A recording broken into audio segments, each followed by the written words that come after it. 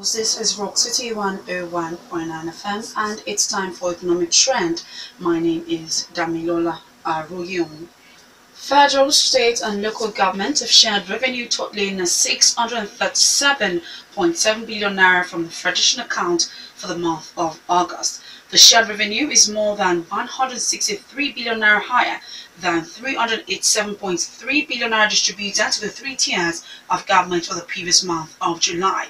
Accountant General of the Federation, Ahmed Idris, in the communique issued after the monthly meeting of the Federation Account Allocation Committee in Abuja, says significant revenue was realized from the non-oil sectors. Given the breakdown of the distributed revenue, Idris explains that federal government receives 237.1 billion naira, that's 36 state governments 173.9 billion naira, and 774 local governments that's 131.04 billion naira.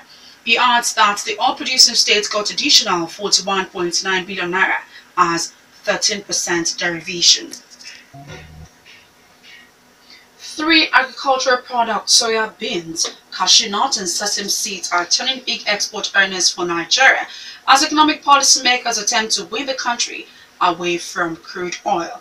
Budget and National Planning Minister Senator Udoma, at a presentation at the National Economic Council meeting in Abuja on Thursday, says the three products, along with coffee, rubber, kola nut, palm kernel, cotton, kola nut, ginger, timber, shrimps, are exportable goods. The meeting, which was presided over by Vice President Yemi Osinbajo, decided to set up a National Export Promotion Committee to ramp up the export of non-oil products. The committee has Jigawa Governor Mohammed B. Abubakar as chairman, with Trade and Investment Minister Dr. Oke Nelema as co-chair.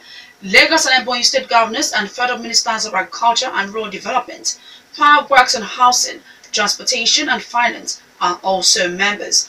Other members are drawn from the Nigerian Export Promotion Council, NEPC, Nigerian Export Processing Zones Authority, NEPSA, Nexim Bank, and the CBN. The committee, which is expected to submit an initial report by November, will produce an action plan on how to drive non-oil exports based on the presentations and discussions of Council at the Thursday meeting. Ambassador of China to Nigeria, Dr. Zhu Pingjian, says the potential of made-in-Nigeria products with China is huge. Zhu, speaking at a dinner to mark the China National Day in Abuja, assures that China is committed to ensuring the realization of products that are made in Nigeria. According to the envoy, China and Nigeria, both large developing countries, regard each other as important strategic partners since the establishment of diplomatic ties 46 years ago. Much progress has been made in the bilateral ties. According to him, China has become Nigeria's largest project contractor, second largest trading partner, and a major source of investment. China, according to him, values its relations with Nigeria and that the two countries should seize the opportunity and work together for the benefit of both countries. Zhu says that China's development was open and cooperative, adding that in the next 5 years, China would import goods worth $8 trillion and attract foreign investment of $600 billion. Securities and Exchange Commission (SEC) has arraigned the Deputy Managing Director of BGL PLC, Chibundo Edozie, in the Wuse Chief Magistrate Court in Abuja for conspiring with some staff of the company to defraud the investing public. The accused person of plot 417 Tigris Crescent, Maitama, Abuja, was dropped on charges of criminal conspiracy, breach of trust, and cheating. Edozie also appeared in court on behalf of MSBGL PLC, its asset management and securities limited subsidiaries. The prosecutor, Moshood Adeyemi, told the court that Edozie conspired with the company along with one Albert Okumagba, now at large, and some other staff, and cheated one Mohammed Usman and 4 others. Adeyemi further alleged that the accused cheated UN Staff Thrift and Credit Cooperative Society of Anambra, Abuja office, among others, who filed complaints against the defendants before the Securities and Exchange Commission (SEC). Edozie, however, pleaded not guilty to the charges. The magistrate Chinyere Unwechonwu, however, granted the accused bail in 1 million naira with one surety in like sum. She said the surety must be a civil servant of grade level 12 and the office address must be verified by the prosecutor and the court registrar. She added that the surety must present original appointment letter and promotion letter before the court and adjourn the case till November 6th for hearing. Nigerian Railway Corporation is to begin a 24-hour haulage of containers from port in Apapa Axis to ease the traffic jam caused by heavy-duty trucks in the metropolis. The 20-feet containers will be taken from the port by rail wagons to the Ebute Meta headquarters of the agency, from where they'll be taken by articulated trucks.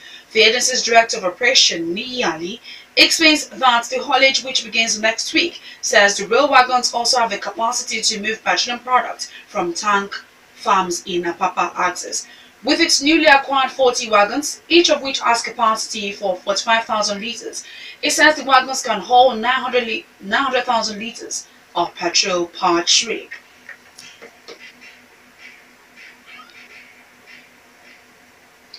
Rice smugglers riding motorcycles have attacked officers of Nigeria Customs Service in the Yoruba Axis of Ogun State.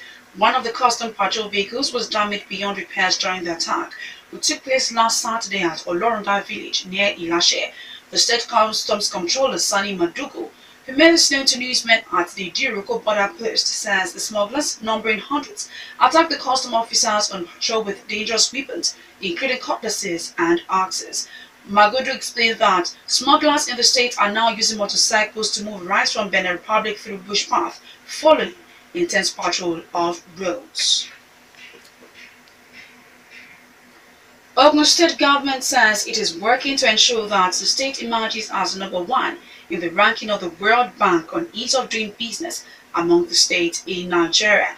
The state government special advisor on commerce and industry, Mrs. Funmi Ajayi, says Ogun State, which before 2014 was rated 36th, is now one of the top 5 states in the country, according to the latest ranking of the World Bank.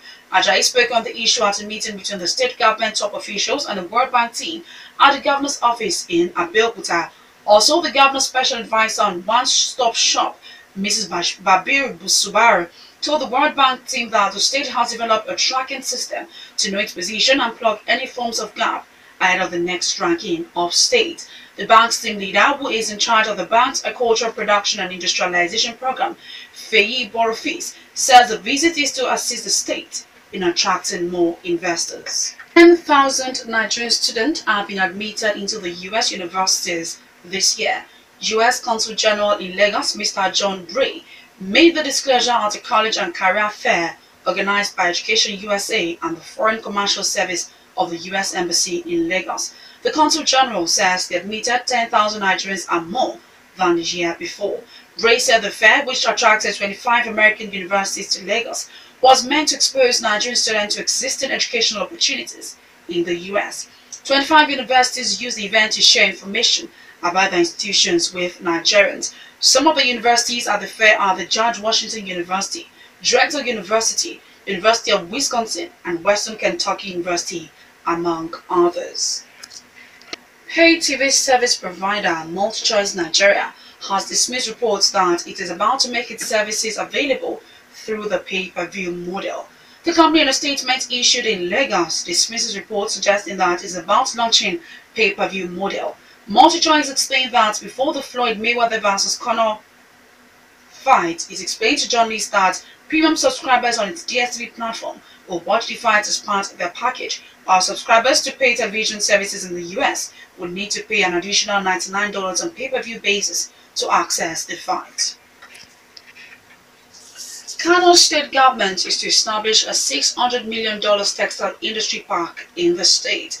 The state government has signed a Memorandum of Understanding MOU with Shandong Beauty Technology Group of China for the implementation of the multi-million-dollar project. Secretary to the state government, Alhaji Usman Alhaji, and the company's chairman, Mr. Yafukui, signed the agreement at the company's headquarters in Jining, Shandong, China.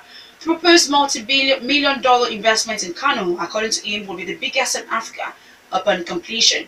Shandong is China's leading innovative technology textile enterprise. Speaking shortly after the ceremony, Governor Abdullahi Ganduje, who had earlier visited one of the group's factories, described the project as the biggest foreign direct investment expected in the state in recent times.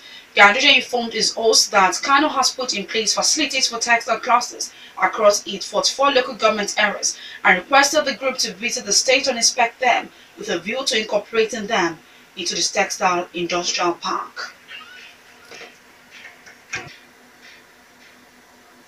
Hope of a bumper harvest by rice farmers in Kwara State in October has been dashed as flood takes over their farms. The flood submerged 450 rice farms spread over 3,200 acres of the federal government, Tada Shongai irrigated land in the Shonga and Edo local government areas.